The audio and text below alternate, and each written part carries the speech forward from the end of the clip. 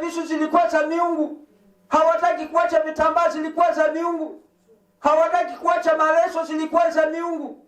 Hawataki kuacha hata manywele, zilikuwa za miungu. Remain a believer and lavel for life. Deventa tadimini. Lazima mwanadamu akubali vile Mungu anataka. Hata unapona milipuko. Hii ni mafundisho Mungu anataka kujua. Je, mnamuita Mungu? Mnaita Mungu wa kweli? Kwa nini mnamuita na mko na vitu za waganga? Hallelujah. Paka kuwie location ya Mungu. Siku moja nilikuwa nazungumza na wandugu zangu. Kaambia mimi mambo ya kama ni mambo ya miungu nilitoka. Na mahali vile Mungu alinitona, aliniita nikiwa mdogo. Nimeng'ang'ana na kukataa mambo ya miungu. Nimeng'ang'ana hata waganga walikuja kwetu. Wakasema umwanene ni madune ke uganga wao. Tukamneka waangalia. Lakini waliona niko katika location ya Mungu. Na ndipo unaona huduma hii haichanganyi.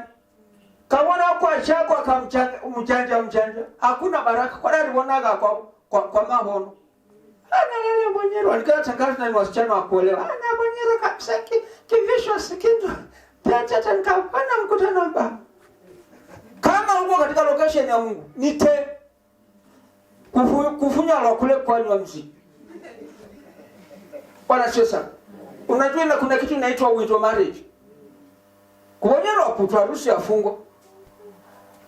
Na gome tijambo ya chokoche ni mbaya hata uko ya kindu. Pake kubuka akasubi kwa rugudia.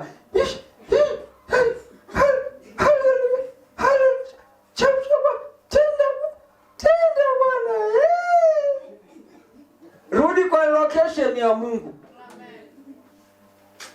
Bwana sasa. Rudi kwa location ya Mungu. Mungu akaweza kukutimizia tamanio la moyo wako. Ile unayohitajika. Amen. Naona kuna wageni nataka kumaliza.